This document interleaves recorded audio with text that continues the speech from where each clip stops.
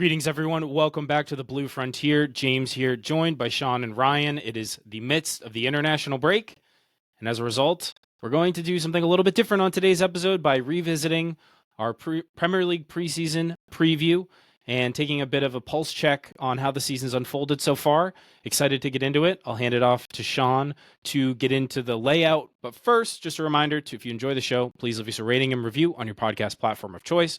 Follow us on socials, check out our merch, and we are, of course, if you're listening to this on YouTube now, so if you want to see our very handsome faces, you do have that option. So feel free to check us out, subscribe, leave us a comment, all that good stuff. With that, over to Shan. Excited to get into it. Yeah, just because, James, there's an international break doesn't mean the Blue Frontier ever takes a break. And for us, we really wanted to get into just kind of a review of the season so far. As James mentioned, check out the PL preview episode that we had in August. We really dove deep, and there's a ton of work that went into just pretty much every team's preview. But the way we wanted to do it, just in regards to just overall interest, not only if you're an Evertonian, but of course if you're universally supporting one of the other clubs, is we're going to do it in 4 buckets, right? And we're going to start with who we thought they were, essentially just teams that I think are kind of doing what we thought they were in our predictions, and I just think overall sentiment.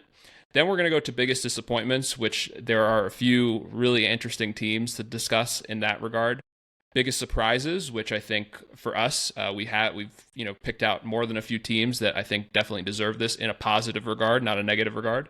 And then still unclear, right? Where it's, of course, 7 games in, it really doesn't matter in regards to their points tally, but just kind of what we've seen so far. It's really hard to get a read on them, of course, going into the rest of the season. So with that, we're going to start with who we thought they were. And I think a very easy team to start with is Fulham. Right. And it just for them, they're right now 14th in the Premier League, 8 points. In terms of their actual metrics, they usually underperform pretty wildly when we've kind of looked at prior performances throughout the seasons. But it's been pretty steady in their XG, XGA, and then, of course, their points. Really, the big talking point this summer was just the lack of business. Of course, they get Kevin from Home Alone. Kevin, the only Brazilian that I've never heard of a Brazilian named Kevin, but they found him. And so getting him integrated, they spent a lot of money to get him. Of course, Everton target Samuel Chukwueze way back when. They got him for a loan with an option to buy. So some interesting business on deadline day. But I also think, too, for Fulham, it just seems like a team that is probably mired in the top end of the bottom half of the table. And I don't say that as an insult. I think their ceiling is pretty limited, and I think their floor is pretty high. I think they have some good talent, but I really think in the collective season, I don't see them, given what other teams have done so far, really kind of going past that 10th to probably 15th range, and that's kind of where they are right now. I think there's some depth issues there too, and some injuries. Like Kenny Tete's been really good, but shockingly enough, he's injured. I think Anthony Robinson, former Everton Academy product, his injury's been a big deal too. I think people would argue that he was one of the best left backs in the league last year. That's a big deal. I think it's also a consideration that they got Chukwueze and Kevin pretty late in the window too. So it's obviously going to take some time for guys to acclimate and kind of get in there and make an impact. I always like Kevin at Shakhtar too. I'm a little surprised the number that he went for, but there's some good players there. I got some questions about midfield, but don't quite have the depth because of the lack of investment. Maybe they should have opted for maybe more quantity over quality, but the bottom line is that Alex Iwobi still plays for Fulham, so they're going to be all right.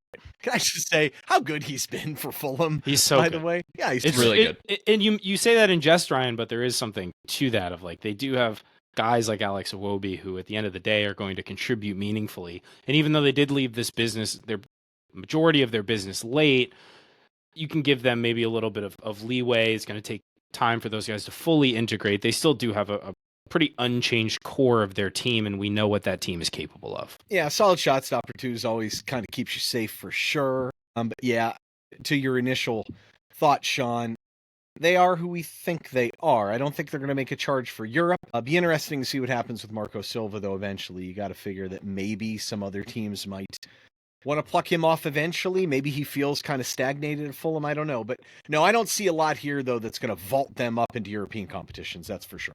Yeah, to me, the most entertaining thing about Fulham this season is watching Marco Silva on the sideline. His facial expressions have truly been on both sides of the spectrum. He's in I think pain so often. I know he's Like, just in so much pain. The Oh. PGML, yeah, it's taking everybody's, joy.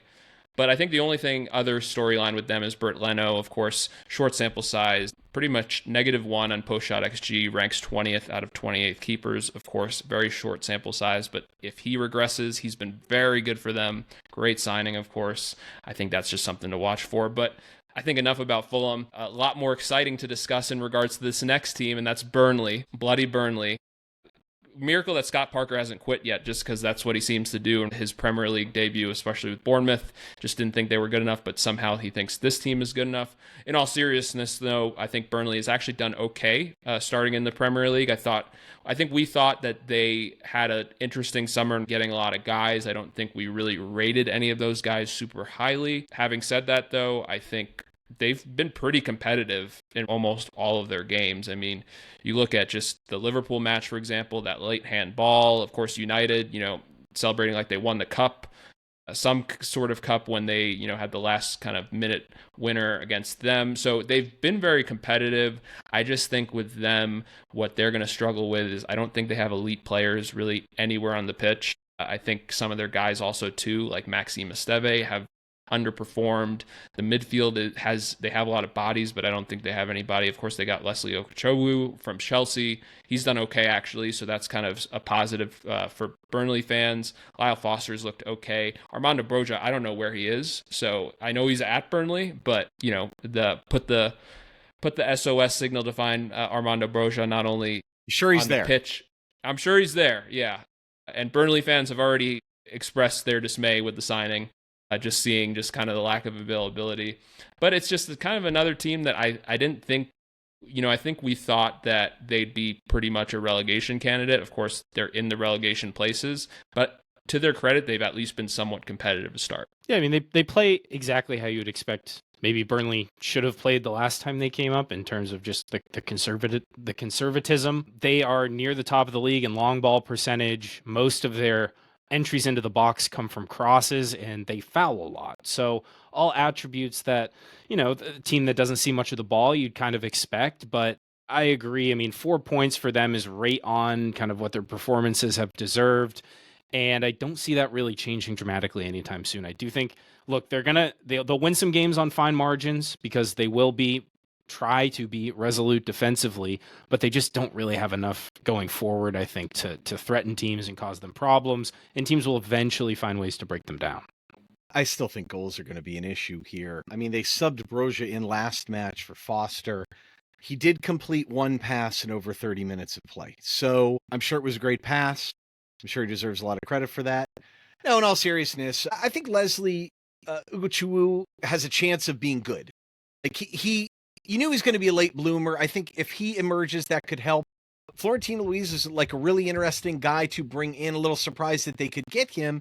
He's pretty sturdy. To me, if your spine is okay, you might be all right. I don't know if that back line is good enough, though. Twanzebe is playing a lot. To rely on him as anything other than kind of like a right back / center back is probably an issue. So I don't know. I think they probably are what they are, though, and Dubravka is still doing at his age, man. Pretty impressive. Probably they are who we thought they were, but there's probably a little hint of upside there, so I suppose you never know. My guess is they'll wear down a little bit as the season goes, too. But, Sean, to your point, I mean, you got to appreciate the fact that they're fighting pretty hard. Yeah, I mean, just as a whole, and of course we'll get to it later, but all three promoted teams, I think, have shown far greater improvement in a short sample size than what we saw last season. So there's something there for every one of them, I think. Yep. James? All right. So the big guys, we've got a whole list of them. I don't think we're surprised about any of these guys, but unfortunately, James drew the short straw on the first one. Yeah, as much as we try to avoid talking about the red half of the city on this podcast, we'll take a brief moment to address Liverpool, who, of course, have started the season with a series of great results, if not great performances. We know that they've left it extraordinarily late, scoring a number of late winners, but nevertheless, they are second in the Premier League, 1 point behind Arsenal at time of recording. They have overperformed quite a bit based on the underlying numbers. I mean, they're about almost 4 points ahead of where their kind of metrics would otherwise indicate they should be. And I think part of that is because they all obviously are coming through late with goals, but they're not winning convincingly. They're not, for a team that spent as much as they have, their big signings haven't really, I mean, Ekatike's hit the ground running, I think, pretty well. Isak, I think, is still getting integrated a little bit. Verts, there's a lot being he's turned into a bit of a joke. People really getting negative on that signing, but I just think he's one that will probably take some time to acclimate. And I think, they did lose Alexander-Arnold. I mean, that was a big part of their creative output going forward last season. And Mo Salah has maybe regressed a little bit, age catching up to him. The question of whether it was the right idea to give him that big of a contract at his age, maybe that will turn out to be kind of a bad move. It doesn't look great so far. Nonetheless, I mean, they did beat us in the derby. They're flying, but they're not dominating in the way that I think their fans are accustomed to. They've lost 3 in a row. People are losing their minds. They're losing their minds. It's great. I mean, yeah, of course it's great. We all enjoy it. But I mean, Frimpong, I think it's fair to ask some questions there. I don't know why they're surprised at what they were getting there. I mean, he's basically a wingback, a very athletic one. I like him a lot. But I mean, I'm sorry if you're losing to Galatasaray and they're enjoying the win on social media. Palace, Chelsea, I mean, I don't know. I think they look very vulnerable, susceptible. Age is going to catch up to people. God knows I know. But a guy like Virgil van Dijk, I think we were critical of them in our review. We thought he had lost a step. I don't think there's a doubt there. And Kirkes, we thought, would be a really good asset at left back, and I think he struggled to fit in as well. But the bottom line is, to me, it's only a matter of time that Isak starts firing. He's too darn good, and he's the type of guy that can carry a team. But yeah, they've definitely been fortunate results. But I mean, are the 3 losses a chink in the armor here? Or I don't think they're surprised, though. I think we all thought that they would be up there and contenders for the title, and they are. I didn't think they'd run away with it, even though they spent all this much money. I mean, I think we got these guys accurate. But their season could go a lot of different directions after this international break, though. Could we see them really drop and fall out of contention here? They're too good for that, aren't they? Yeah, I think they're too good for falling out of contention. Of course, they're going through a rough patch, right? I mean, their fan base is in solidarity right now, trying to just stay together with a 3-game losing streak. So it's just comical, some of the tweets that I've seen. So embarrassing, man. But I know. Yeah, I know. But I'll say this, though. I mean, for the second team here, Arsenal, I mean, Arsenal to me is the safest bet out of all these guys. Whether they win or not, I don't know. But that defensive line is so suffocating when they're healthy, too. Saliba's been out a little bit, so that's been a bit of a wrinkle for them. But they're just a well-oiled machine in terms of how many chances they limit the opposition. And no one, even City, does a better job of really just pinning teams back. They're so difficult to kind of break out against, and I think Eze kind of gives them a different dynamic from the left side a little bit, and I think they have a lot more depth in midfield as well, too. I think they can probably keep the ball and move it around a little bit better. I didn't like the signing of Gyökeres because I didn't feel like that was the type of player that they needed in that position, but he's still a bull and still should be able to score a bit. The question is, are they going to score enough goals to really make the difference? I mean, their defensive numbers are fantastic. I don't know. They're going to be there, right? No surprises on this one, is there? No, I think they've done a really good job this summer, actually, just addressing the squad as a whole, and I think just being deep at every position. I mean, you look at the benches between Arsenal and Liverpool, right? I know Liverpool beat them, of course, a moment of magic from Szoboszlai, but I look at Arsenal throughout a season, and they can handle some injuries. I mean, you look at the Saka injury, Madueke was just, playing really well for them, right? So, of course, a signing I was very critical on, but in regards to, I know he has a long-term injury now, and he'll be out for a month or two. But it just seems like they'll get production from a lot of different places. Of course, you look at Martin Zubimendi. I think he's found a very good, lease on life at the Emirates. Of course, you have Declan Rice, the midfield. Odegaard is kind of the one where I'm a little bit worried just because it seems like he's been taken out quite a few times, just given some injury concerns. So that's a guy that, when he's firing, he's can really kind of elevate them. Exactly. Yeah. You got a couple injuries in there too, Sean, yeah. But I mean, I'm impressed with some of the young guys coming through. Mascara, I think, has made more of an impact than they thought. And there are guys on the bench you don't even think about, like Norgaard's there. He hasn't really played. He's a really solid player. Yeah. He could pop. Let's see. Who else do we have on here too? Havertz is still hurt. I mean, Gabby Jesus, I swear to God, if we get linked to him. He's gonna need Jesus to really help him out because he just has not been able to get on the pitch. Yeah, I mean they got but Lewis no, Skelly. Arsenal are in good shape. Yeah, Noeri. I mean the future's bright for them as well too. I don't think there are any concerns there. However, the question is, does City bounce back and take the title again this year? We thought they'd be up there. I don't know, man. They look. To me, I think City just continues to have a flaw, and that's basically in the defense, right? The center back pairing. Ruben Diaz, of course, he's okay. I think he's constantly been overrated, right? I'm surprised that John Stones is still there, candidly. Of course, with all the kind of rumors this summer. Of course, Tijani Reinders has had a really nice start to the season. And of course, they've, you think of Ryan Shirky and guys like they had a really exciting summer. And I think, of course, Erling Haaland is just back to being Erling Haaland. Like, I think there was just a game he didn't score and people are panicking, right? So I think they're just going to be up there. I just worry in regards to, I think they seem more prone to drop results like on a whim. Unlike past years where it just felt like they had a dominant kind of run for a while. Of course, ignore last year because they kind of fell through that same thing. But it just feels like a team also, too, that's just hurt by injuries constantly. And so that's, I think, going to be a limiting factor. I don't see them winning the title, but I also don't see them dropping out. Like, I think they're just going to kind of be there the entire season, which is still decent for them because I still think just with the amount of talent they have that they can still get silverware, whether it be Europe or the Cups. I think the key for them is Rodri staying healthy. Can Nico Gonzalez step in and really be effective for getting the 3 points? I mean, that's really always going to be their key. You would think the way Pep's set up, it's designed to do just that. Donnarumma is now in between the pipes. I mean, he's pretty hard to beat. They're not going to concede that much, even I think, with the center back pairing. When Vardiol goes in there and plays in that left center back role and teams are packing in on him, you're done. I mean, he's so good on the ball, and I think that's a good pair for Diaz.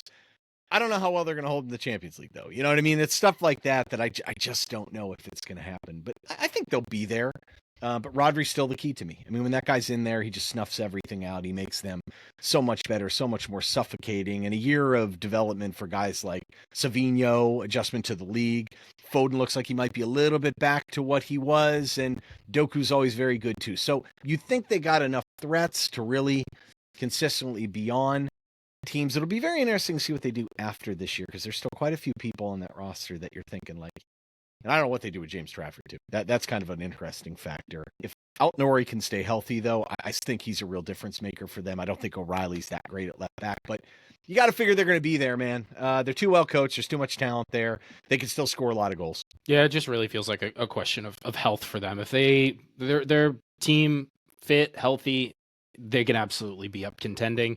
The fact that they spend as much as they did on James Trafford and within 2 weeks we're like, actually, let's go get Donnarumma. I think we just a testament to the extraordinary depth that they have. But even still, they do have those sort of key figures throughout their first 11 that they're going to need that they can't really replace, even though they have this embarrassment of riches of a squad. You can kind of play that game with a lot of teams, though. Like, if Virgil van Dijk or someone goes down, if Salah goes down? I mean, maybe those guys are a little bit aging, but the fact that steroids help, but like the fact that they've managed to be able to stay healthy. Sorry, it's hard to say that with straight face. But in all seriousness, I mean, these are key guys they've lost at times. So Rodri's debatably the best player in the world. So sure. Everyone's going to suffer a little bit from that. What I'm curious about is a lot of people talked about Chelsea maybe being like Premier League challengers. We thought in our preview they were maybe a step out. James, do we think we've got this one right, or they are who we thought they were? Yeah, I mean, I think their performances have been pretty much right on the money. I mean, they're on 11 points. They're in 7th. Their expected points is just over 10. I always thought people talking about them as contenders was a bridge too far. They'll be very solidly, I think, comfortably in the Champions League places. But I understand why their fans might think that they should be title contenders because of the amount of money that they spend summer after summer. But yeah, I just don't think the cohesiveness of the squad and really just overall quality is quite there. And as good, as well managed as they are, I just can't see them being higher than, I think 3rd is probably their ceiling this season, but their floor is like 5th or 6th. So many injuries, though. That's the thing. Like, but their squad is so big. Well, it better be, because virtually you've got 5 or 6 center backs hurt. Badiashile went down again last match, didn't he? So it's like Colwell's out. Tosin's out. Chalobah was suspended, so fine. Fofana had a concussion. Like, I don't know how long he's out. It's kind of ridiculous, honestly. Well, and also too, right? I think the goalkeeping situation is still a question mark. Of course, Robert Sanchez getting that red card against United, and just felt like they've had a great start to the season, and just kind of course, losing to United and Liverpool. I mean, no shame losing into Liverpool, but I think for them and Cole Palmer's just been in and out of the lineup. So I just feel like, as you mentioned, injuries for a team that's pretty young too, right? Like, it's not like these guys are in their upper 30s or whatnot. They've had a lot of injuries. And so that's going to limit them if they continue to have to go through this. And Enzo's going to have to. I will say this, though. Moises Caicedo looks incredible. Like, I mean, as well as Enzo. So the midfield, them two have been paramount to, I think what they've done so far. It's just a matter of, like, I think the surrounding pieces, as you mentioned, Ryan. You just can't go through that many center backs through a season and feel like a title contender, let alone, really competing for the top 3 spots.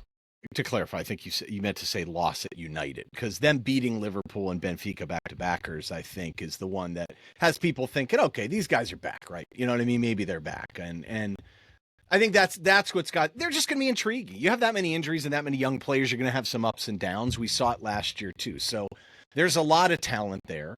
Yeah, they're going to be interesting to watch for sure. Certainly entertaining. Speaking of entertaining, a lot of drama around this club, Newcastle. They probably are who we thought they were. If you look at their peripheral kind of stats, they look okay. There's been some interesting results for sure. Is this still a top team? Are they a Champions League contender? Voltemata has stepped in very well for Isak, I think. We haven't seen Vissa, right? I mean, they acquired him, so he's a good player. We already know that. So that gives them a little bit more flexibility and depth. Voltemata, I think, is probably even better as a second striker or someone running with the ball up the pitch too. So there's some interesting ideas there. They put a nice little beating on Forest, lost to Arsenal. I mean, big deal, not surprising. So they only have 9 points. They're 11th in the Premier League. 9 points out of 7 games when you got losses against Liverpool and Arsenal is not that bad. But let's be honest, guys, this is a pretty drama-filled summer, and they maybe have started to come out of the tunnel. Yeah, I mean, you talk about, of course, Isak, and then for a while it was Jorgen Strand-Larsen to replace him, and then, of course, they decided to go a little bit higher, which I think was the right move. Good for them. It's a big fee. It's a big fee for Voltemata, but at the end of the day, if you're going to get that much money from Isak, right, why not go for a player like him that I think you might not be able to make your money back, but you're definitely going to get a good return on the pitch. And, opponents might not know if it's him or Anthony Gordon they're playing against because they look so similar at times, just with the amount of hairstyles that are going around and the height with the Geordies. But I think Newcastle has, one player that I think is starting to really get familiar with the league and I think just show how good he is Sandro Tonali. He's been incredible this season. And Bruno, not many people know this, and we talked about it on our PL preview, but he played all 38 games last season, right? So he's been available, and of course, just a guy that will do whatever he can to help them on the pitch. So that 3 kind of midfield with Joe Linton, Tonali, and Bruno is as good as it gets. I think they're defensive. Sven Botman has been healthy, which has been really good for them. So having him healthy is a big boost. And of course, Fabian Schär seems to be out, but then getting Malik Tau as a replacement in those ranks has helped. Nick Pope has looked pretty good. I mean, in regards to their XGA, they're doing a good job defensively. So I feel like, and then their attacking ranks, I mean, you look at just the wingers that they have. Of course, as much as we make fun of Anthony Gordon, he's still a good player. And then you have Harvey Barnes, Anthony Alanga. Like there are guys, and then you add Wissa, as you mentioned, Ryan. It just seems like they have a lot of quality. And even with Champions League football, I think they have enough rotation within that squad to do well. So I think they're on the way up. Their results would kind of tell you that as well. So for me, I kind of look at them as a team that's going to be fighting for the top 5 again and probably going to be doing okay in Europe. So I wouldn't be too concerned if I was a Newcastle fan, just because I feel like the underlying metrics support it. And I think they're a team that has enough talent to kind of withstand, even if they go through an injury or two, they'll be okay. And we haven't seen the best of Alanga, and we know he's a good player. Yeah. And I love Jacob Chow. Ramsey, right? They signed him. Right. So it's just they have depth. Yep. I love Chow too. He's quite good. I knew he would be a good player, and that's a really fun name to say. Okay. Riveting talking about the teams that are exactly what we thought they were, but what about the biggest disappointments? There's some ones that definitely stand out, and I think there's a little more pressure on these guys knowing that the relegated teams are maybe a little bit better than some also thought they were. This one jumps high to the top of the list. A lot of drama already. It's going to be very interesting how they may have stabilized the last match, but I'm curious what we think about this one.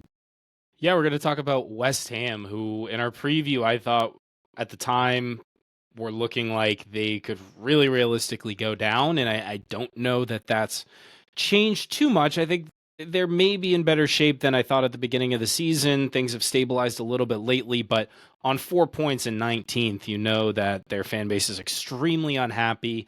There's a lot of dysfunction taking place. The ownership is a bit of a mess. They, of course, fired Graham Potter just 5 games into the season, which doesn't really fill you with a lot of confidence that there's clear direction in the boardroom. They did get Nuno in, and you think that Nuno is going to do a lot better than Potter. I think he'll be more pragmatic, and I think his style of play, assuming he does away with that just glacially slow midfield, will set them up for a little bit more success. But it's still a really awkward squad, right? They just have a lot of holes, a lot of weird players in positions, and they did not have a great window. So even though guys like Somerville and Fernandez will, I think, grow into the team and continue to contribute, Magasa as well, like those are acquisitions that I think make sense and will improve their midfield. And attacking wise, they still have Jared Bowen, they still have Paqueta, they still have, as I said, Somerville. They're going to be okay going forward. The midfield's key though, right, James? The midfield's so important, and they have so little depth there. The guys that they have as any kind of depth are just not good enough. Souček, you're talking about. I know he got the red card and has been on suspension. I just do not like the squad composition at all, and I think they're kind of deservedly where they are. If Nuno gets them out of this mess, it'll be a really impressive feat. It'd be interesting if they can get a tune out of Magasa, Potts, Fernandez, kind of that crew. You still have guys like Ward-Prowse, God, Guido Rodriguez, who might be the slowest player in the entire league. Souček was on suspension there for a little bit. Paqueta's interesting. I was actually pretty impressed at how Somerville looked against us, and I think if Nuno's smart enough to kind of get those wingers playing more vertical and playing behind the ball a little bit, with some of the passing ability, some of the guys deeper, they might be fine. Tell you what, a couple injuries and that could be problematic for them, I think. They've got to figure out whether it's Callum Wilson or Fulkrug. One of those guys has got to start banging goals in.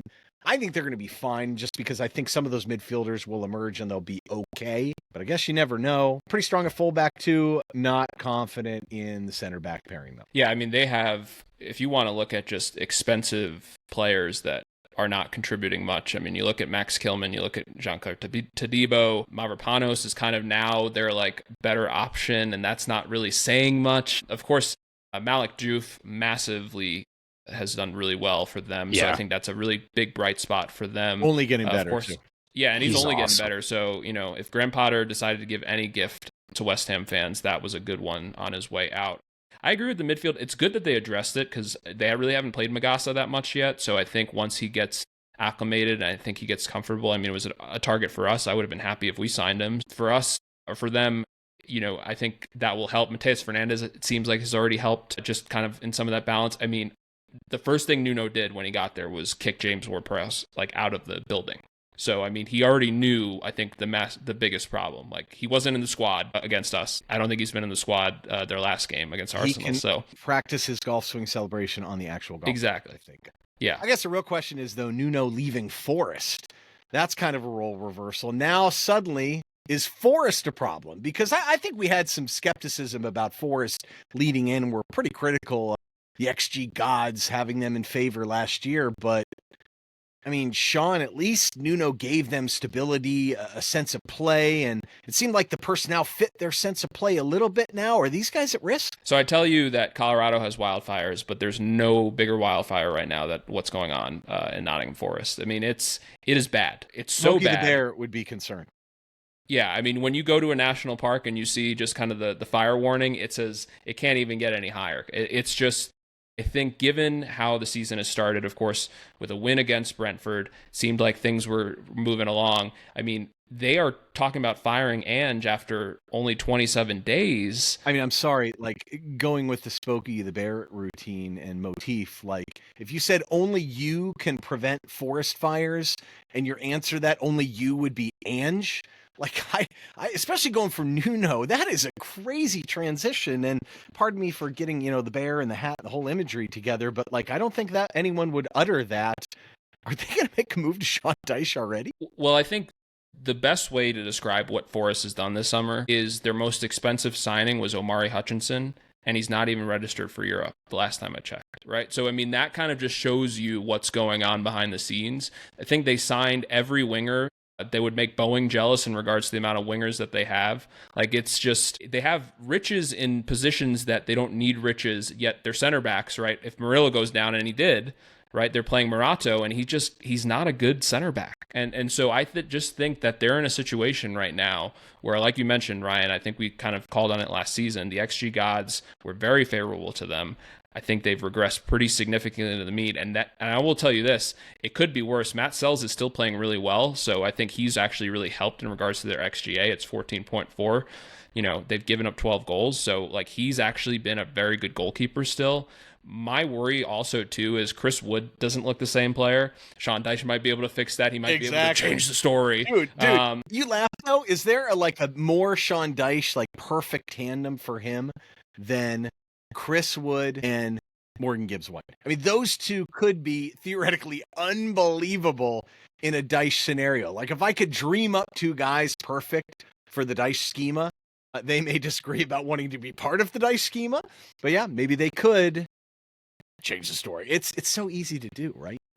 So easy to say. Yeah, it's just, I think Forest is a really good lesson in regards to you really need to be smart about squad kind of composition especially when you get into Europe. Like, they just spent to spend. And they got some really good guys. Of course, we talk about Delane Bakwa, and, they've gotten some. So if you look, and Igor Jesus looks really good, like, so far. Of course, the Botafogo saga with Textor kind of comes into that. But it just seems like, in regards to the actual, like, composition of the squad, they don't have any center backs outside of Murillo and Milenkovic. And if one of them go down, which has already happened, you're seeing the issues it's going to cause. Ola Aina getting hurt, too, doesn't help. And just losing him, I mean, it's just they are like, and the midfield balance, Ibrahim Sangare still is not good. Like, so it's just a situation where I think they're not getting what they need from the players that really carried them last season. And it's a situation where if they crash out of Europe, they might be in a play where they're just kind of trying to, get as close to, mid-table as they can. I don't see them being in Europe next year. And what's crazy about that too is then they're going to have to probably have a fire sale just given FFP. The irony of the fire. But Sean Dyche or Rafa Benitez will fix that. So just ignore everything I said. I don't envy anyone that has to deal with that. I think the other one too, if you look at in terms of disappointments, this might be the biggest one, is Wolves. I'm going to try and refrain from howling here. That's actually not difficult for me. Maybe it is for Sean, less so for James. I mean, they're 20th in the league with 2 points. That's it. The peripherals don't look good, but in their defense, I mean, their expected points is over 6 too. So, I mean, it's a little bit unlucky. Last year, I mean, they were 16th, 42 points, 17th in expected points. We thought they'd be around that and knew that they had some risks by not building, and they've been stuck behind the 8 ball. But Sean, I mean, what was your phrase? Pints over points? Yeah, Vitor was very, he went to the bar to celebrate with the fans last season. Of course, the people's manager, as they say, and his was, of course, points before pints. And it seems like it's pints before points this season. I will say this in regards to Wolves. I mean, you can't just continue to sell your best players and replace them with kind of just, B to C level talent. And that's kind of what's been happening. And it's kind of hit ahead. Of course, you lose Mateus Cunha, who's just as good as you can get, right, from an individual contributor. And of course, Ryan Nori, who we talked about and have been very high on. I'll say this in regards to any Wolves fan listening, and I think they'd agree. Emmanuel Agbadou has went from one of the best center backs in the league to arguably one of the worst. It's been shocking to me how bad he's been, and now he's essentially being benched. Vitor going from the back 5 to back 4 has helped. I will say this, Ladislav Krejci looks like a really good signing. I think putting Santi Bueno back with him will make a difference. They've drawn their last 2 games. They should have won both of them. I think another one Another guy that can help, it's just he hasn't found his form yet, is John Arias, who we're high on from Fluminense. They have guys that can play. That's the crazy part. Their midfield two, right, are the midfield two for Brazil. Like we've talked about it so many times. Fer Lopez is talented yeah, too. Fer Lopez is talented. Too. And so, but I think what is tough when you look at kind of Wolves, right? They spent all this money on David Wolf, and Hugo Bueno's better, right? So it's just like when you look at resource spending, you're just not using it as effectively as you can. Tolu Kadare might be good, but you already, if you're going to keep Jorgen Strand Larsen, could you have used that for, other help elsewhere? Sam Johnstone looks like he's actually being pretty good, and Jose Sa is the worst keeper this year in regards to the statistics. You look at post-shot XG. So it just seems like they've studied the ship, in my opinion, in regards to after losing 5 in a row. It's hard not to, right? You can't get any worse. But it's a team that I think is going to kind of continue to be down there. Wouldn't surprise me either way if they stayed up or if they went down. I just think they have enough talent to get results in matches, but the collective spirit can't be, the force for you to continue to get, draws. They need to get a win somewhere. They have no depth either. I mean, swear to God, injury bug hits them, they're done. Yeah, if Andre or if João Gomez goes out, like they have no one to replace him. So they really got to hope that he, is as healthy as they can. It just seems like also too they're going to struggle to score goals. So it's kind of a bad combination. We talk about West Ham. At least they have some players in regards to those wings. You have Jared Bowen, you have Crescencio Somerville. They don't really have any of those guys. Fer Lopez, Rodrigo Gomez. There's some interesting options, but nothing you'd rely in regards to consistency. So he's in for a tough ride. It's not enough to me. Not enough. Yeah, I agree. So going into, we've covered our disappointments. That ends that. We are going to go to biggest surprises, and I think we want to start with a team that, first off, from a manager situation, you go from Ange to Thomas Frank. So, of course, just complete contrast in styles. But Ryan, I'm going to kick it off to you to start with Spurs, which I think for all of us, we agree is a pretty good surprise. Yeah, we thought they might be good, but they have adapted very quickly. So I think it's fair to say that, or it's fair to ask the question, is that just small sample size? Is this who they are? I mean, look, they have the biggest differential between points and expected points too at plus 544. So you may say, all right, well, that's maybe just a bit of fortune because they're sitting in third with 14 points off an expected points of not even 9. Schedule hasn't been that hard. I think the metrics, James threw some metrics in here and strength of schedule, which I love conceptually because I feel like that's something it's very commonplace for Americans to look at that. Partially because we have unbalanced schedules and other things like that. People, I think, make too much of a big deal over wins, no matter what the opponent is sometimes, which doesn't make a lot of sense to us. So they've had some easy fixtures. That being said, there are a lot of newness, new manager, new players, so I can totally understand that. Some of that expected point differentiation, though, to me is game state. I mean, they've had a lot of minutes ahead, and they had a combined expected GA of over 3 and only given up 1 goal in those game states. So I think that's valuable. I think it's also very interesting that their expected goals against is almost 9, but they've only given up 5 goals. But the post shot expected goals against is just over 7. I mean, that's just lucky, man. Like when guys are shooting, in theory, that poorly, and some of the finishing is very high. Paulini's got like 2 goals off 0.5. Richie's got 3 over less than 2 XG, but that's not nuts. I also would suggest this too. They still have a lot of injuries. Now, it seems like Spurs always does have injuries, so I get it, but they should get several of these guys back. I don't know if Basuma has a future with these guys, but Kolomouani, Solanke, Kulusevski is a really good player for them. Obviously, he should be back soon. Dragusin, never really saw him at his best, but they do need more depth in center back. And that guy, if he's back at all at full speed, he was a very fast player. I don't know. I think this team, I always think this, I feel like I like so many of their players. I just think they'll still be in European spots. I think it'll be very interesting, though. It's not just adjustment from a coach. I mean, Levy's out of the picture too. I mean, it really opens up a lot of possibilities for this team. I don't know exactly where they are from a financial fair play PSR standpoint, but there are a lot of good players on this team. I really like this manager. So I think this is for real. I think the peripherals may indicate they're overachieving, but I don't necessarily think they are. I think they'll be in the Champions League mix all year, certainly in European spots. What do you guys think? Yeah, I agree. I just think this team is way too loaded, and Thomas Frank is too good of a manager for them to really deviate or like underperform. I think Kudus has come in and has been remarkably good for them so far. Richarlison seems to have a new lease on life under Thomas Frank, which, you're happy for Richie and his career. It seems like a decent move. Yeah, he's gotten a little bit lucky. I just have a hard time seeing where the gaps in this team are. Plus, they have a ton of young talent. They're not perfect. They're not juggernaut. They're not a title contender, but clear that last year was such an anomaly, so outside, and they did a great job recruiting in the summer for the most part. I think Brennan Johnson is improved a little bit this year as well. He didn't have the best season last year for them. Archie Gray hasn't played that much. I mean, he had some significant minutes for them last year. They don't even kind of surplus a little bit at this point. I do believe the Spurs will be probably fourth or third. I could see them easily finishing in those spots come the end of the season. For me, it's three things. Christian Romero and Mickey Van de Ven staying healthy, right? It's just the kind of cast of characters they put at center back. Like, for them to be healthy, it makes such a difference to Spurs, whether it's you take Ange Ball out or whatnot. Just those guys being healthy, I think they're just very, very good. João Palhinha has been very good.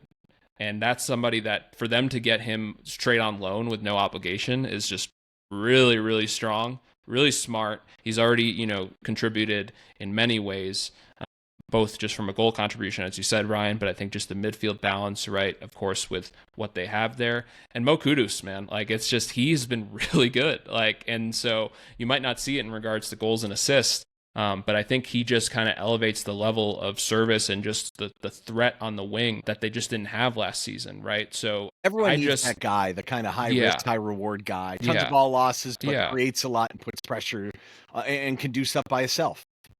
And Jed Spence is pretty good. Like, I think, that's a guy that I think for a while we were, very questionable on. And I think also, too, one thing of Thomas Frank just being such a set piece specialist, finding that usage for Pedro Porro, right, who I think has always been a guy that's just so offensively centric, but defensively. So I think he's just found a kind of a way to kind of use those guys to the best of their abilities. That's why we're so high on him. So it just seems like a team that is finally kind of going in the right direction. I agree with both of you. I think they're going to be up there in regards to Champions League places, if worst case Europe. I think the only thing that would really hurt them is just injuries in those key spots, specifically center back. So going to our next center team, forward, I would say, like, if forward, Richie's playing really, really well. I think he's really good. I've always thought that his movement is so important. If he gets hurt, I don't trust Solanke, but that's not as bad a problem to have as some other Premier League teams. But sorry, Sean, I was interrupting your thunder. I know you want to talk about this next team.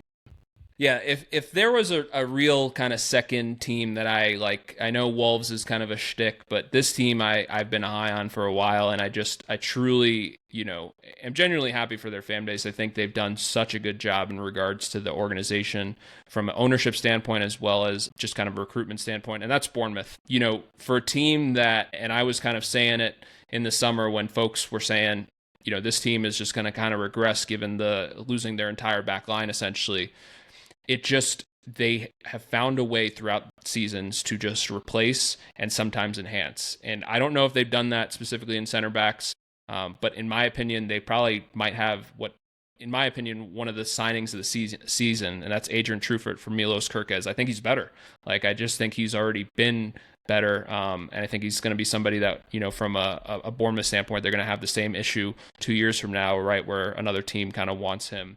But in regards to they got him Bournemouth too, Sean, that's what I love about. Like, it's they have their identity, they know what they want back. And even with the Zabanije sale, right? Like, they, Zabanije was able to be patient, and as soon as they sold Zabanije, they got Diakate in, right? So it's just they are finding ways to get guys in, even if they're really young. I know the kind of the Serbian center back, I believe, Milisajevic, like, he already just like, he's somebody for the future, but he played his first game essentially, right? So it's just, they're getting guys in. One thing I would tell you too, Thiago Pinta, of course, clear identity scheme.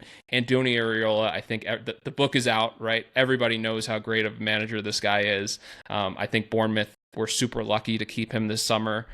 Makes me feel like he's probably going to try to go back to Athletic Club, whenever that spot goes. It just feels like he's the type of guy, too, that wants to go to a good situation. I think he's still having fun at Bournemouth. But really, the style is the same, and I think also, too, from my opinion, what's also helped is getting health, right? And having Tyler Adams healthy. I know we can't speak enough of how good Tyler Adams is, but Alex Scott has really had a season that I think is really kind of built on the hype that was around him when they signed him. And it just feels like they have so many different options. Of course, In my opinion, Antoine Semenyo could be player of the season. He's been so good, and he's just the type of guy too. Just physically, of course, he's a menace, but the quality is just so there, and it just feels like they can throw so many different options at you with Justin Kluivert, of course, Amin Adli. You look at Krupi, and you look at, of course, Evan Nielsen at forward, and then once Enes Unal is healthy, so it just feels like a team that still has so many kind of different options on how they can play. The style is going to be pretty much the same. Another kind of good bit of business for them is getting Alex Jimenez on loan, right? So it's just they have done so many good things within this market, and it shows because outside of the Liverpool match, right, which they were still pretty competitive in all things considered, they haven't lost. And it just feels like too that, even in a game where I was watching the Bournemouth Leeds game where I thought they would lose, they found a way to at least kind of claw a draw. So it just feels like they have so much talent there that it's going to be a situation where I think they're, of course, going to kind of go through, the blips like they did last season, but they're going to go on these runs where they win a bunch of games and everyone's going to be surprised. But it's just there's so much talent there, and it's credit to them. I just love they just plug in young talent too, mostly foreign, and yet they signed Ben Cannon-Doak. That was really interesting. It's like, whoa, that's a UK based guy. You're not supposed to do that. But yeah, I mean, the clear identity scheme I think is so obvious. We highlighted that in the preview. Long balls. They had a ton of long balls, highest PPDA, highest pressure, most fouls, highest challenge intensity. It's not quite there that it was last year, but it's still like third long balls, third in high pressure. Fouls are a little bit lower, but still third in challenge intensity. It's the same thing. So that being said, I mean, some of that might be a little bit game state. I mean, they've only been losing for 86 minutes per understat when I looked at. So, you can sit back behind it a little bit, maybe more. And Iriol is not a total maniac. So he's going to do that a little bit. But it's crazy. They've been unlucky closing teams out. When having the lead, they have one goal only from an XG of almost 5, which is crazy number. I would be remiss to mention, though, that Newcastle match where like the total XG number was under 1 from both. Just a terrible match. But it does highlight the ability that this team can play a little bit different way, at least, and have different results from playing the same way. So maybe teams will start to figure this team out. But I think at this point that you've got talent in those areas to enable the success. And I don't know how good they're going to be. I mean, we talked a little bit about the teams for sure that will be in that kind of European spots. It's not crazy to suggest that they could be there. I don't know. This one's a little bit wait and see. I mean, I guess we're surprised that they maintained the level of performances. I think that's really what it is. You just look at and you cut out the beginning of the season, James, like you're looking at a pretty good team though, the way they finished last year, but I don't know. I mean, it seems like, have they figured something out, you think? I don't know if they've cracked the code, but they've certainly just like bridged this gap pretty seamlessly overall, given they got a ton of money and they reinvested it well, but like other teams don't do that. But teams these guys are Premier League proven, James. How's that possible?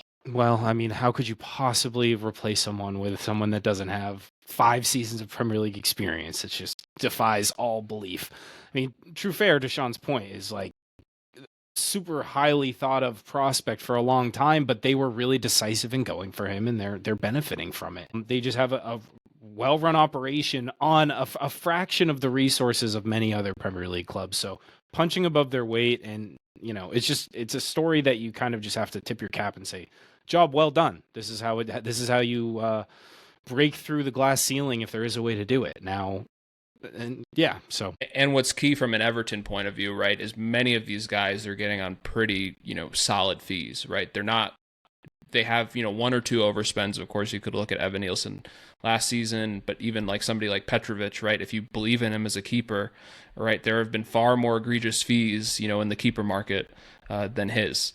And so I think for them, they've been pretty smart in regards to not only the recruitment, but I think they've been pretty smart in regards to how they're spending, because also the bigger picture, right? It's just if you're a team like them, right, which has essentially a 10,000 seat stadium, revenue wise, like it's not coming in. So you have to be as smart as you can. Exactly. Yeah. So maybe they haven't cracked the code, but they have their code. And it does work, and they have to stick to it. It'll be interesting with an expansion of the stadium, an increase in game day revenue, how much that can vault them forward. We've seen other teams kind of struggle in that transition, but I start to lump them into the Brighton Brentford world where I don't know why we're surprised at their continued success, but I think it's there. Maybe we shouldn't be. That being said, they haven't gone 19 games unbeaten, and believe it or not, a team has this. Did you guys know that? Did you hear about this? Yeah, I think I did hear that a few times, and then I think I heard of a certain team that we're all a little partial to that ended that streak in dramatic fashion, and that is, of course, Crystal Palace, who have just set the world on fire to start the season. We know, of course, they win the FA Cup. They just keep going with the Community Shield to start the season, and really, again, a team, talk about replacing outbound players well and not missing a beat. You have to lump them in with that group. They've done, and I think that was the real outstanding question. How do you replace the talent that you lose? And, you know, before the season started, you thought that maybe Mark Gahey would be one that would slip through their fingers, but they managed to keep hold of him, and I think that's obviously a huge deal. They're overperforming slightly, but not really. They're on 12 points. Actually, sorry, what's crazy is that they're actually underperforming. They have 12.93 expected points, and they're on 12 total. Sixth in the Premier League. Look, Jeremy Pino is a really good player. Sarr, excellent. We gave them their flowers on the post-match for when Everton played them. They do have some weaknesses, though. I think their midfield, and again, Everton, I think, exposed that a little bit to an extent. That great off the ball defensively. They've got and Adam Wharton is great on the ball, but suspect a little defensively. Will Hughes still playing for them. But I think they have been a surprise, just in the sense of everyone was kind of thinking, when is this run going to end? And it doesn't, and we ended it, but I think that won't really deter them going forward. Yeah, I agree, James. They're just a well-oiled machine, right? And I think their biggest questions are going to be how they handle European competition. I think they have a great squad in regards to quality, but it's a bit thin. I mean, especially when you play a back three, right? If one of those center backs go down, I don't think they have the true depth to have the quality replacement in those spots. Of course, Jean-Philippe Mateta, we're very high on him in regards to how well he's done for them over the season. But, if he kind of tires out with all the competition, is Eddie Nketiah ready to kind of play? Christensen Uche, what does he do? So it's just a team that I think they're going to be fine. They're probably going to be competing at the higher end of the table. They'll probably do pretty well given the quality of their squad in Europe if they can stay healthy. It's just a matter of kind of wait and see with them. But they've had a good start. The only counter I'll say to that is, it's one thing to have lack of depth. That's going to manifest itself differently when you're coming back. The first time they really had that, Conference League, Premier League, they've done that a couple times already and have had some success, but one was a draw against Forest, which we know Forest ain't great. Yes, they beat up on Aston Villa, and Villa is kind of a mess, but Everton, I thought, came alive in the last 30 minutes. They do have a strong system. I get that. But, they still have a lot more European matches to play. And in the Conference League, they're expected to go forward. So now that they're in the league phase, there's a lot for them to kind of deal with. So I just don't know if the depth is there enough to kind of sustain this level of performance. And I still have some questions. I know the XG numbers have been pretty good, but, who have they played? Seriously, look, okay, they played Liverpool in the Community Shield. I don't care. Who cares? Chelsea, Forest, Villa, Sunderland, West Ham, and then Liverpool, obviously, that's a big victory, and Everton. But we'll see how they do in this little stretch here, and they've got the cup still left. I don't know. It's going to be very interesting to see how they balance things. This league is still pretty tough, especially when you start to consider Europe, and they don't have those peripheral players that they can just throw in the league phase in the Conference League and win. But we'll see. Got a good manager, though. Got a good manager, but, we have to make a transition, and it's to the promoted teams. Sunderland until we die. Will they die? Have they cracked the code for the promoted teams? We'll start with them, and, of course, kind of lump Leeds in, because I would say we collectively agree both are surprises. I think both of them have done it in different ways. Speaking of Sunderland first, they signed anyone off the street, right? It just seems like anybody that wanted to play football in the Premier League is now with Sunderland. A few kind of Everton targets in there, of course, as well.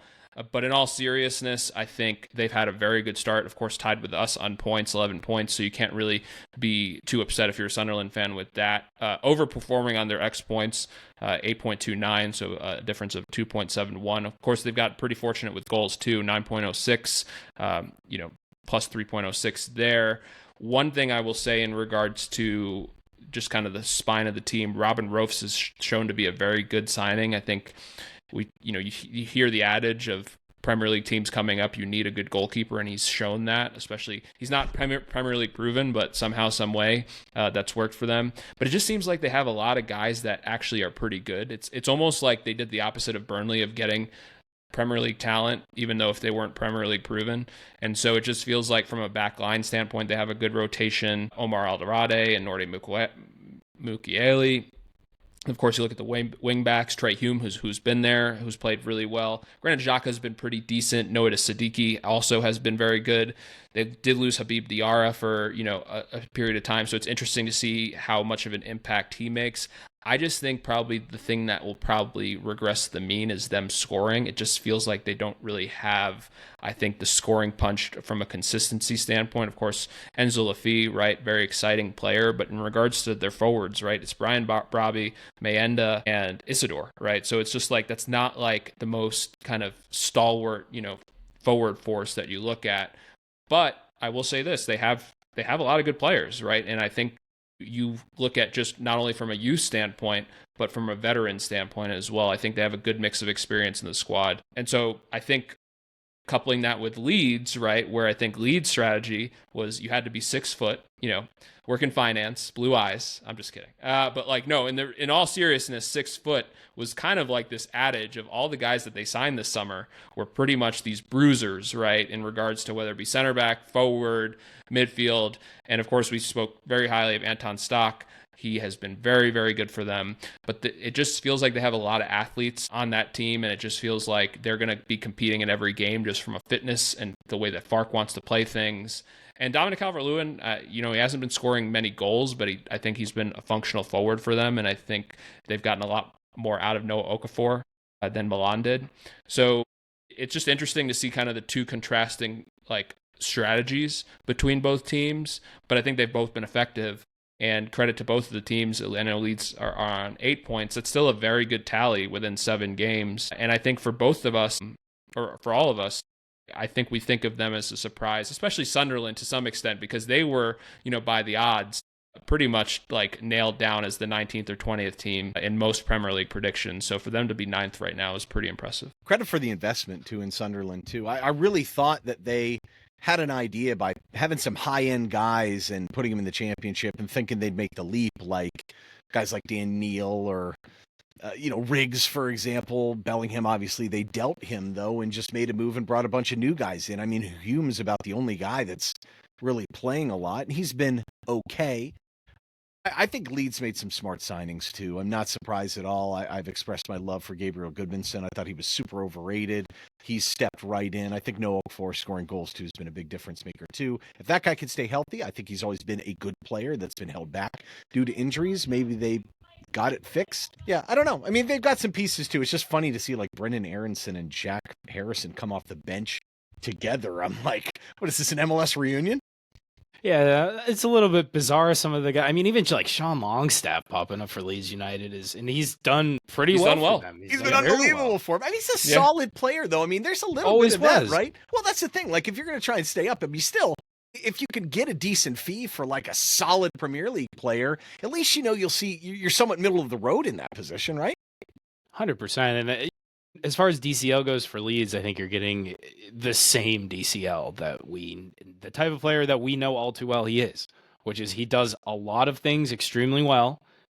Finishing ain't one of them. And he's missed some howlers already this season, but he'll win you all sorts of space in the opposition half. He'll win balls in the air. He'll do everything right. It's just that final touch.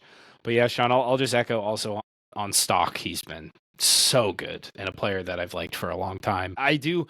And look, I thought Leeds would actually struggle quite a bit more, and I certainly thought that Sunderland would struggle. So in that sense, they're both significant successes. It's still early, but they seem to have cracked the code. And really, again, you talk about how poor the promoted teams were in seasons past. They are well ahead of the clip in terms of pacing to survive. Now, they could drop off very aggressively, but they're picking up points early in the season, which is when some teams, really struggle, and you get to mid-November, early December, and you're still on single-digit points. We've seen teams like that in the recent past, and it doesn't look like it's going to be an issue for either of these clubs. One thing I would say from an Everton point of view is you see how important midfield is, right? And of course, I understand promoted teams coming up, but you see the investment both Leeds and Sunderland have put into the midfields and what a difference it's made, right? Just getting good performances from guys. Noah Siddiqui, Habib Diarra, Granit Xhaka for Sunderland, and of course Anton Stock. And you look Tanaka. at Tanaka, Sean Longstaff, like you mentioned, James has done a good job. So that's just been one of the things I've been impressed with. And you look kind of at like what Burnley's done, kind of Florentino Luis, solid, but I just feel like the other teams have put in a lot more in that, and they're getting the returns. I still see this Leeds team, and I just don't see it. I know. There are too many guys in there tough. that I'm just thinking like, there's no way they're going to hold up over the league. I mean, in their defense, I mean, they have a lot of energy when they play. They're tough, and I guess that's where a guy like Brendan Aronson comes in. But man, you see these other guys. I mean, Calvert-Lewin doesn't score. Who's going to score? Is Okafor going to score every week? I mean, he better. Lucas Nemcha, if he could stay healthy, maybe he can help a little bit. Joe Perreault is not, to me, a Premier League striker, and I don't know. Maybe Perry will come in and really set the world on fire. And to their credit, I mean, James and Nanto were out last match too, and they did lose, but those are guys that are pretty good too, and you'd think they are already capable of playing at the Premier League level, but I don't know. Still got some skepticism there too. I don't know if keeper and center back pairing doesn't strike me as being that strong. That's their weak point, in my opinion, in regard not the keeper, but the center backs. But I also don't know. I mean, is that midfield really going to hold up those three guys in particular? Ampadu is a decent 6 if that's where he's going to play. At least he's not being forced to play center back or anything, but I don't think he's great. I don't know. I don't see quite enough creation there. I just don't see the individuals necessarily on this team and the depth of them. But to their credit, a lot of these guys were playing on this team before, and this is maybe the little difference, and they know what they're doing. The center back partnership is important as a concept, but think about it. A lot of these guys played in the league last year for him. Aronson, Ampadu, Struik, Rondon, they were all there. You know what I mean? So there's some continuity there. That does count for something, especially in early days. Will that be enough later? I don't know. I'm still a little skeptical of this one. I think it's very normal for a team to carry over with some consistency and play okay. A couple injuries too. I see this team dropping, but maybe Daniel Fark will prove me wrong. Well, Ryan, that's a great transition to a center back pairing for the next team that we'll talk about. And we're going to another section now. And this is the last section that we have, and that's still unclear. And there is no team that I think embodies that more than Manchester United. So James, the floor is yours. That's exactly right. It is still very unclear what the heck is going on at Manchester United, just generally in a sense, but also in terms of their first team performances this season. They sit at 10th on 10 points. Their expected points is just under 12. So they're slightly underperforming, and I think their fans would agree with that. We know, of course, the hilarity that ensued with dropping out of the Carabao Cup to Grimsby, and they've had some wild results elsewhere. But then they bounced back and they beat Chelsea. They convincingly beat Sunderland right before the break. They lost to Brentford. They lost to Arsenal 1-0. So fine margins in a lot of ways. And of course, we know the level of talent that's in this team, especially going forward. The signings that they made. Šeško seems to finally things are clicking for him a little bit, putting a couple goals in the net, and Mbeumo still looks as good as he did at Brentford, very dangerous and direct. I do just again, another team we talk about their midfield. The midfield balance is probably going to be a problem for them. I think Bruno hasn't honestly looked all that great, and we know the goalkeeper problem continues to persist for them. So the range of positions that United could finish in are still, I think, pretty vast. For me, I just don't know if they continue to persist with Amorim. Do they keep going with Amorim?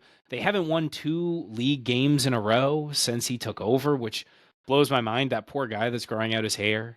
He's going to have hair that goes to the moon by the time that they actually put that string of 5 together. I don't know, guys. What are our thoughts on Manchester United? I just don't think they're that good. I'm not surprised that they are what they are. I don't think you can blame Ruben Amorim. I know people keep saying, John McKenzie and I went back and forth a little bit the other day on Twitter about this, saying that other people play this type of system and play it better with lesser talent. And I don't know about that. I mean, just because they have better talent perception-wise doesn't mean they have the right talent. I mean, what the heck do you do with that back line? It is an absurd back line. Delete Luke Shaw and Euro? What on earth is that? Touché. That is really I don't know what you do with that. Maybe with better goalkeeping, you got a chance there. I don't think Binder is that bad a shot stopper, but he definitely wasn't quite ready for the Premier League, maybe. Some of these guys are strange, but I don't know what system fits these guys. Like, what else would you play? Do I think it's crazy that they're playing Casemiro with, like, Bruno in the middle? Yes, of course I do. But if you play compact enough with 3 center backs, maybe it can work out. I mean, you can't play Ugarte necessarily in there, but you could maybe sub him in to go kick people and stuff. And Casemiro looks a little bit better, dare I say. I don't know. I just think that they're going to be a mid-table team. Šeško doesn't surprise me at all that he's starting to score. I mean, I've seen nothing amazing from him. I know last match, supposedly he was pretty good, but it's still Sunderland. No offense to Sunderland. I think he's going to be great, but I don't think anyone should be surprised that I'm assuming Cunha is going to get rolling a little bit here too. I think that combination of Mbeumo, Cunha, even Mason Mount a little bit, Šeško and Bruno, those guys are going to score some goals. Ahmad, I don't love him as a wing back, but he's still a good player. There are enough guys to score goals. Dorgu, I think, is interesting. Delo is in the mix there too. God knows what they're doing with Josh Xerxes. Why would you pay all the money for that guy? You knew he had an attitude problem. But my thing is, other than Lisandro Martinez, who I just don't think is that great, although could play that Luke Shaw role for sure, Mazzawari is out just a little bit, but I don't think, he's more of a traditional right back, not necessarily wing back. I mean, they're pretty healthy right now. So what happens if they have an injury or two? Specifically, like if any of the midfielders get hurt, even Casemiro, like what do you do in there? They've got some depth at wing back, and they've got some depth at kind of behind the striker. I guess Cunha can play striker, but that back line is already porous enough. I mean, is Harry Maguire going to step in there? Maybe he could step in there for a delete, but I don't know. They better help Lamens plays well. I'll just say that. Yeah, the amount of money United have wasted on the goalkeeper position, I think could feed countries, But they can't move these guys out, though, Sean. I mean, that's why I think it's fair to question, like, okay, you spent on guys that were good, but they weren't necessarily positions in need. We talked about this in our review.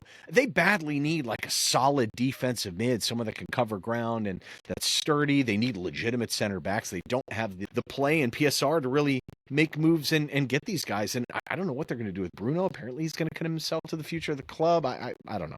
Yeah, it feels like a club that I think went for a little bit more glitz and glam this summer with the attacking signings, right? But like, signing a guy like Richard Rios or signing one of those guys, right? Like, even if you don't agree with the profile, how they didn't sign a center defensive mid, right, to kind of help Bruno. And just the center backs, I think they just are so exhausted by the amount of money they've spent in that position and not getting any return.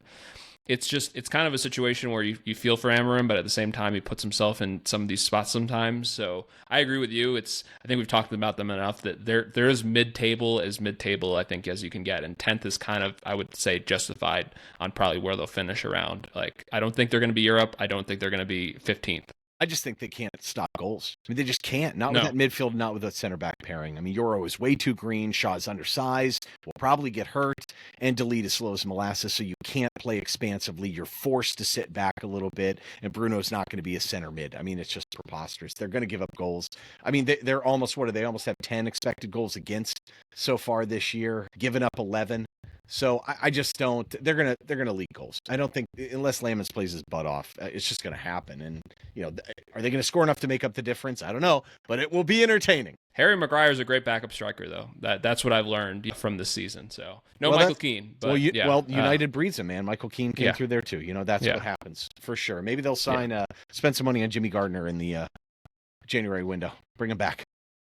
But trying to brighten the kind of situation, we will talk about Brighton. That's a transition right there. Yeah. That is amazing. So, of course, they are a team that has fell victim to Hill Dickinson. I'm not going to go into further detail on what happened to them there, but you can use your imagination. But they're 12th in the Premier League now, 9 points. Brighton, to me, are just like an ultimate mixed bag. Like, I don't understand what has gone on this season with them. None of the numbers look crazy. I think the X points would probably be the 11.03, so they're kind of underperforming in regards to, they have 9. It's been a tumultuous season thus far. They've beaten City and Chelsea, right? So you look at kind of two hallmark wins, they have them. But I also think too, like what drives me, I think, crazy as a neutral, if I was to put myself there, is there's so much talent on that roster, and I just feel like it's not being utilized like correctly. And so to kind of go into that, right? I think you're starting to see the downfall of Lewis Dunk. I think he's starting to kind of falter a bit. And so, this could be a situation where they try Diego Coppola, who I think we're pretty high on, next to Van Hecke, who's a good center back, right? So they're starting to see better performance from Verbruggen, right? So the stats would tell you that he is, not the worst keeper in the league this season, which is a progress. They're starting to get healthy too, and seeing, some of the guys that they weren't seeing at all last year. So that's good. I think, of course, Yankuba Minte has been healthy and he's been electric this season. But then some of the decisions, like why would you send Matt O'Reilly on loan, right? Like I think that is one where I think in that spot, he's probably one of their better players. And I think from a forward standpoint, right, of course, they sent Evan Ferguson on loan. No surprise there, but is Ruter good enough? Of course, Matoma and Gruda. It's just, and the midfield too of Ayari and Baliba is pretty good, right? So it's just, when you look at the actual roster and you look at kind of, I think, where Fabian Herzler is getting a little bit of criticism, using the sum of its part to the best kind of potential, that's where I would question Brighton. And it just feels like a team that, if you look compared to Everton, I think is a lot more talented than Everton. But I think from just where they're kind of using some of these guys, as well as just some of the underperformances, makes me still pretty optimistic that we can compete with them in the Premier League table. Did they get over their skis a little bit in their big spending spree last year, and maybe try and do something different to get over the hump and just go against their model? It's hard for me to ignore all these guys that they sold for, like Adingra for 24. I know he hasn't been great, but Estupiñán, Barco. God, how do you sell Valentin Barco and Cizo? Yeah. Not for big fees either. Sima, I like him. He's talented. Some of the loans out there, Buonanotte, Evan Ferguson, O'Reilly, these are really talented players. I don't know. I feel like maybe they're a little bit stuck, maybe? Yeah, and I think it's just one of those situations, too, where they still have so much youth in that squad, right? So I think from a development standpoint, you're going to have to go through some of these situations where you're going to get inconsistent performances. And fortunately for Everton's standpoint, Danny Welbeck's not going to be missing penalties every single week, right? So it's just is it time for a striker for them? I just feel like the one thing, they've got all this talent around the striker. Ruter, I don't know if he's really a striker. He's more of a 10. Well, they signed the Greek kid, right, for a massive fee, but he's not ready. He's nowhere near ready. I don't understand. They spent a lot of money on him, so that's the thing, and it brings fullbacks. You to. They've got wings. They've got Minta, Gruda. They have talent there. De Kuyper, I think, was a little bit of an overpay, in my opinion, but he's a solid fullback. They have depth. Keeper's okay. I just think it's time that they need a goal scorer, don't they? Yeah, I mean, it's pretty comical to see Danny Welbeck. I mean, he's done okay for them this season, but he's just never going to get you to that level that Brighton aspire to be at. And I think you hit on a good point, Ryan, of they deviated from their model, and now they're kind of trying to pivot back to it a little bit, but it worked so well, but I think they were maybe a little frustrated with kind of that they had hit that ceiling, and they thought that they could just spend their way up through, and it just has not worked out for them. They're smart enough, you think, that they'd be okay. At least they have enough flexibility, even though they spent money on guys. They're guys at least they'll recoup their value from. They're not in the situation that we find this next team, and that's Aston Villa, in, where the numbers don't look good, guys. The performance doesn't look great, but the question to be asked is, how can they improve? And they just seem locked in to where they're at, and there are too many players in the side that are good players, but at what cost? And I think some of the issues for paying the massive wages that they were paying in the past have maybe come back to haunt them, but it's also hard to ignore the fact that they're on a run of 4 wins in a row. And so I don't know, you look at the peripheral numbers, and okay, they've got 9 points. That's not great, but it doesn't put them way out of anything, really. The peripheral numbers, their expected points are lower than that. But I will say this, picking apart some of their goals against stats. I mean, their expected goals against is pretty high. And it's almost at 10, and they've given up only 7 goals against. You know why? Because the post-shot expected goals against is only 6.4. Think about that for a second. That means the expected goals against is almost 10, but the shot quality has been so bad on those chances, almost just over 6. Like, that is crazy. That's just pure luck. Think about this, too. More than 50% of their minutes, they've been tied. 375 minutes. They've had 3 goals off an XG of 2.37 and only 3 goals against an expected goals against about 6. So they are not playing well when the score is tied. I guess the question is, what does this all mean? Because, I mean, there were some crazy things happening at the beginning of the season. I kind of wonder, they're on a brink. I don't know which way this team's going to go. Yeah, I mean, Villa, I think the fans are very worried, right? Of course, there was a lot of discussion with Unai Emery and just kind of maybe what would happen with him, but I think he's kind of put that to bed. He's still a great manager. I think we'd all agree with that. But I also think, too, they're getting punished for some of their FFP, situations, as well as even last spring, when I don't blame them for trying to go as far as they could in Champions League, but when you put massive loans for Marco Asensio and Marcus Rashford, right, that will hurt you in the long term in regards to, short-term help in regards to, nights against PSG and whatnot that were great.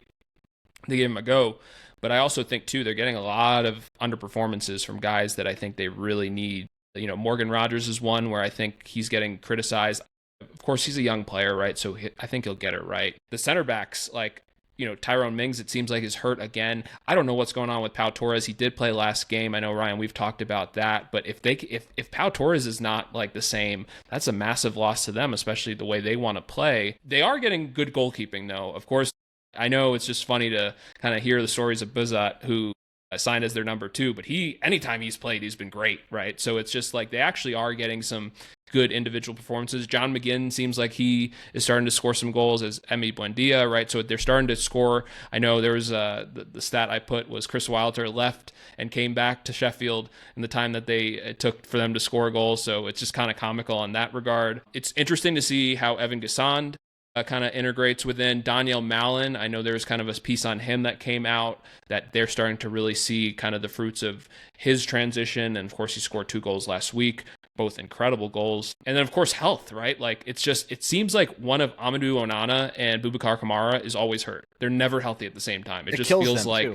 because they're so hard to play against those two guys. They're so good.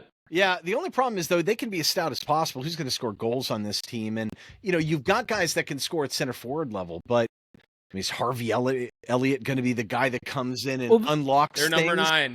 That's what I was going to say. Like that, a team that's strapped for resources and is up against it from a regulation standpoint, and they spend that amount of money on Harvey Elliott. It just that's poor. They got a great fee for Ramsey, though. I got to give him credit for that. There's nothing wrong with that sale.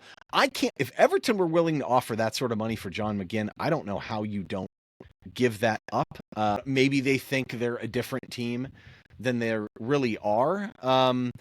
And they've got a bunch of left backs that are good too, so I don't know what you do there. Matson's a really good player, but Luka Dean's kind of beat him out, talking about slight underperformances, some injuries, some older guys, but I just look in the wide areas. Is Jadon Sancho going to be the guy? Mallon, to me, is more of a center forward than a right winger, but he's playing right winger in the Premier League, so are they solely relying on Ollie Watkins? Is Gasson going to try and play center forward? He was a little bit of a mix between a right wing and a center forward. He's a good physical profile, but when Diaz back in the mix, I mean, do we really see that happening? I'm not seeing where all necessarily the goals are going to come from. And if Tielemans is hurt for a while, I don't know who's going to get on the ball in the midfield and really kind of progress it up the pitch. They're so relying on him to do that. Granted, there is a sacrifice from a defensive standpoint.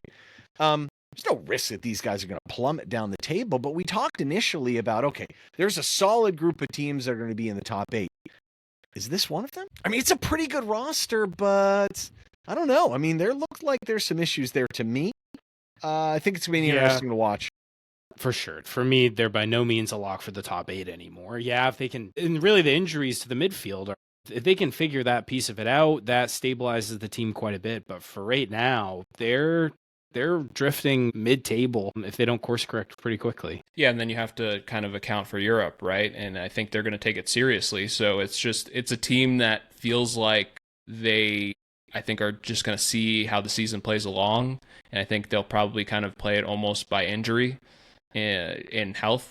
But yeah, it's kind of one of those, if you're like a Bournemouth, Brighton, or even Everton, or like one of those teams that are kind of middling and you had any sort of European aspirations, this is a team you probably could take over. but a team that probably will not have European aspirations, but I think has still been a pretty good story, and that's Brentford. And Brentford, of course, I think have been pegged by many once Thomas Frank left, of course, once Johan Wissa left and Brian Mbeumo left. I think a lot of folks just kind of pegged them for, not automatic relegation maybe, but at least almost confirmed relegation to a certain extent. We should know better though, right? And but to their credit, I think they're a very well-run organization. I don't think they had the greatest summer whatsoever, but I also think that folks have discounted some of the guys that are on this team and that just maybe haven't watched them.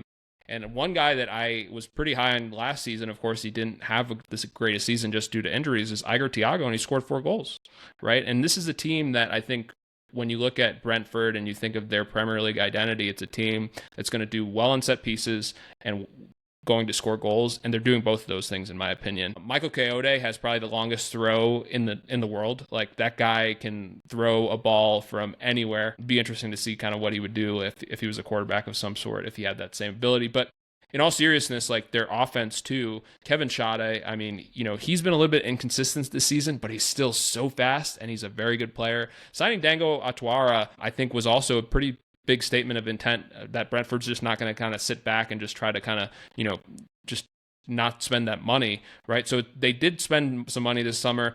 I haven't really seen much of Tony Malambo. That's a guy that they signed from Feyenoord that I thought would kind of integrate a little bit better. But their biggest issues are going to be defensively. They just cannot stop goals. I don't think Kelleher is much better, if any better, than Mark Flecken. And then you look at the center back pairing. I think Nathan Collins is okay. I think Sepp Vandenberg is okay, right? Of course, Coyote I think is pretty good. But in regards to, and Aaron Hickey, it's good to see him playing again. But like, it's just they are not that great defensively, and I don't think they're horrible. I don't think they're very good. And then the midfield would be the same thing. Jordan Henderson's having a fine season so far. Bias aside. Matheus Jensen's a good midfielder, but he's not great. And then same with Yarmouk. I think he's a good young midfielder, but it's just kind of one of those situations, right, where if you look at that front three, pretty good. And I think that's going to be the theme of the season. It's almost, it's a weird kind of similar to United, where it's just like, I feel like they're going to score a lot of goals, but I just think the balance of the team is off, and they're going to really have to rely on set pieces, both defensively and offensively, as well as just kind of getting good production from those front three to stay in the league. I think they have a shot. I don't think it's any guarantee, but I also think Keith Andrews has shown that he's done a pretty good job managing the club, and the players seem to really like him. So, credit to him, because I know there was a lot of doubt coming into him this summer. I think the last match against City, when they kind of packed it in a little bit and put Ajer in there, gives them a little more stability and sturdiness. I guess we should know better. Like, some of these guys are flexible, adaptable. They can play. Ouattara is still, I don't know. I'm still have some issues with spending the money on them. He's a great physical profile and can get up and down the pitch. Amazing in the air for a guy like that. And maybe they're thinking he's going to be a killer on set pieces. He hasn't played that much for them, so maybe there's still something to get. But some of the leftovers we forget about, like Janelt, he's not playing that much. He's a really good player, so they have some guys in there. Damsgaard was really good last year too. Hickey's like a free signing, right?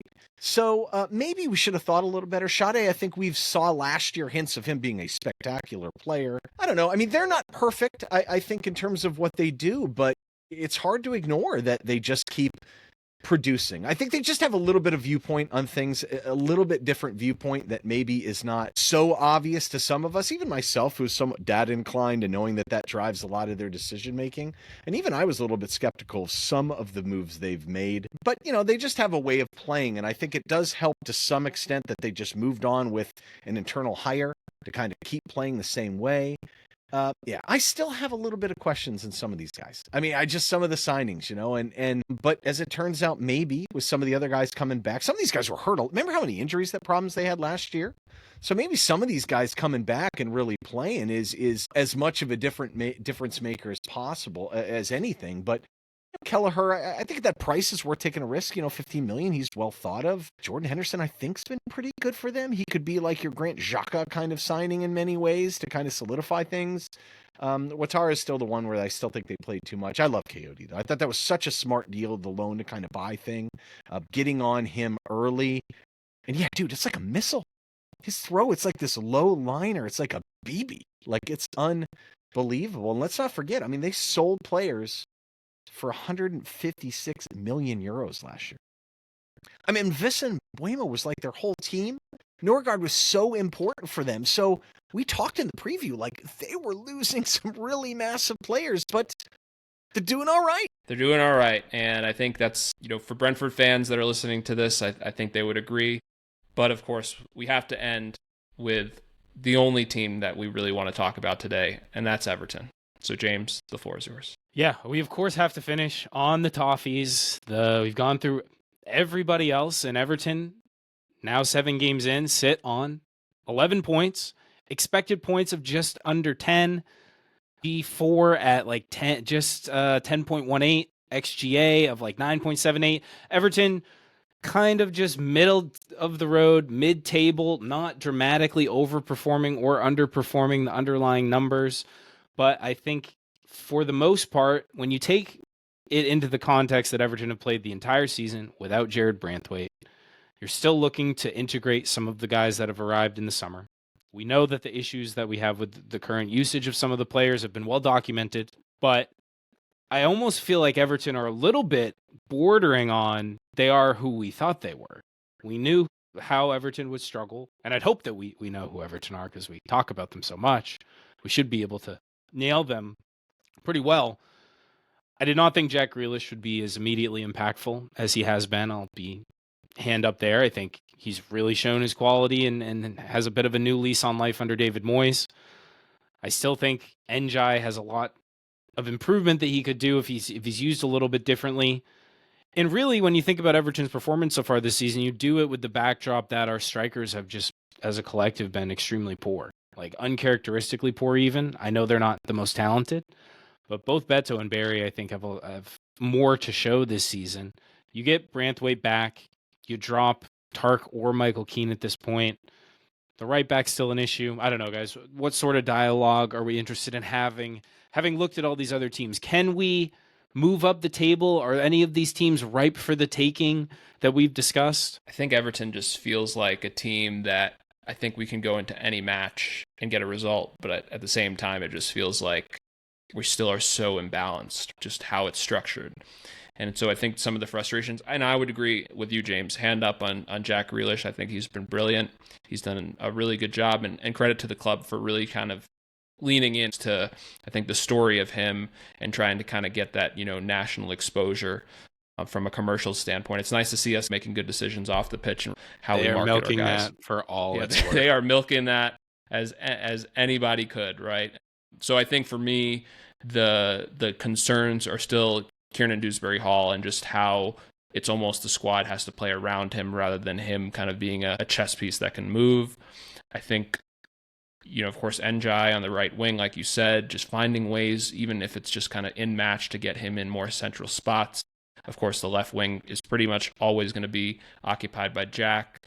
The striker situation, I think, is concerning, but I think we've had pretty decent dialogue that I feel like from a chance creation standpoint and just kind of getting them in better moments, I just think hasn't happened consistently, right?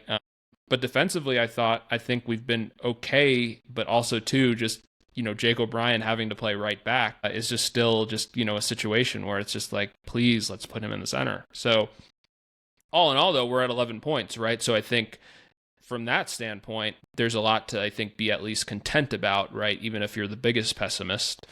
So I don't know how kind of the rest of the season will shake out, especially I'm really excited for JB to come back because I think that's a big boost. Jimmy Garner, right? I know, of course, he's always my man of the match, but he's had a good season, right? So it's good to see, good old Jimbo play every position for Everton and play it at least decently.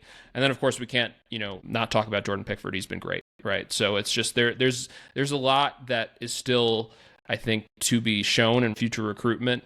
But at the same time, it is a much, much, much better watch than what we've seen the last few seasons. Yeah, it's better. I mean, we're 11th in expected points. That's about where I figured we would be. I mean, I would say, you still look at these teams. Like, I don't think we're going to be beyond Arsenal, Liverpool, Spurs, City, Chelsea. No, I think, we're ahead of United right now, but that won't last. Villa does look susceptible, but that being said, Bournemouth, no shot. Maybe, I don't know. I mean, Brighton, these teams are certainly as talented, if not more so talented than Everton. So I think they're going to end up about where we think they're going to be. And yeah, it's been better to watch for sure. Certainly more competitive, certainly not as negative. It's nice to have Grealish as that outlet out left. I think there's a lot of imbalance with the team. Lack of right back, lack of true defensive mid. I think that's cost them. You saw Glesna really pick them apart in the first half. I think that's a little bit of a blueprint from what you're going to see from other teams. I think they ran out of gas. I think time will tell to see if that was more David Moyes making the right subs, making the right changes, masterclass, or Palace run out of gas because the two prior matches we did not make the right adjustments. So we'll see. There's stuff to work with here. It's still an evolving team, but I think they're going to probably end up about where we thought they were. And mostly that's seen as progress. I just really hope we continue to give the younger players a chance. You know, Barry, Dibbling, I think these are good, talented players. I can't believe Asnu hasn't played more. Maybe they're waiting for JB to come in. I don't know, but I'd like to see more of the young players. I think the most important thing that Everton can do this year is to show some development for those younger players, because if Everton ever want to get up to where they feel like they belong in the table, those players need to turn into elite players, or at least a big chunk of them. And I hope they do. It does seem like some of them have talent. I hope the manager is committed to do that. I think there's some mixed signals there. But all in all, it's about what was expected, and there's been some fun times, and we haven't embarrassed ourselves opening the stadium, and home field finally is back to being a little bit of a fortress for Everton. I think that's exciting. Yeah, it's just nice to have a bit of a feel-good factor around the club, and there's always things to complain about if you're an Evertonian, and we have found them and will continue to find them, but it is just an overall, the vibes are certainly dramatically improved. So any final thoughts, guys, before we wrap this episode? I mean, I think just you look at the collective results that we've had this season, I think we're going to have some games like Palace, right, where we undeservedly win. I think we're going to have a lot of kind of disappointing draws, right? But I will give David Moyes a lot of credit. He is a good manager. I think he's shown that.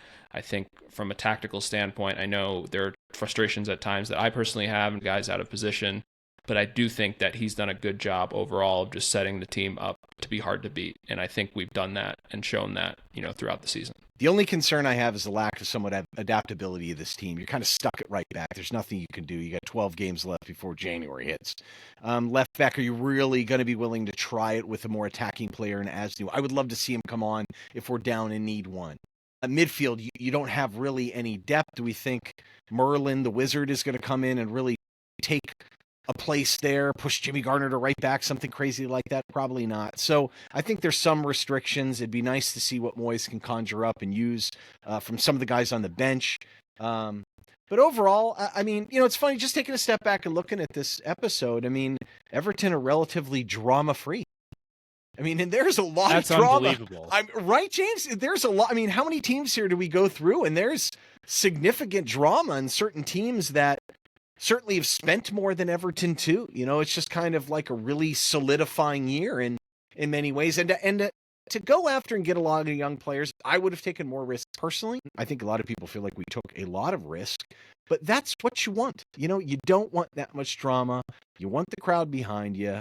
I hope our fans are a little bit more realistic about some of these younger players and get behind them, as does Moyes, and we'll see how it goes. But I mean, geez, I'd rather be Everton right now than a lot of teams out there. Yeah, and actually going through all the teams really does drive that point home. We've been borderline the laughingstock.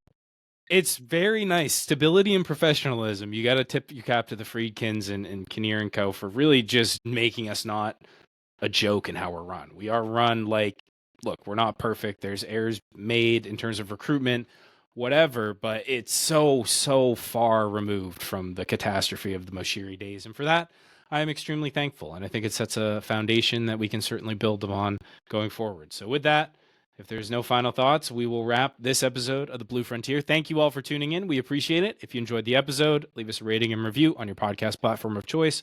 Subscribe, like the video on YouTube, join our Discord, all that good stuff. We'll be with you next time. Until then, up the toffees.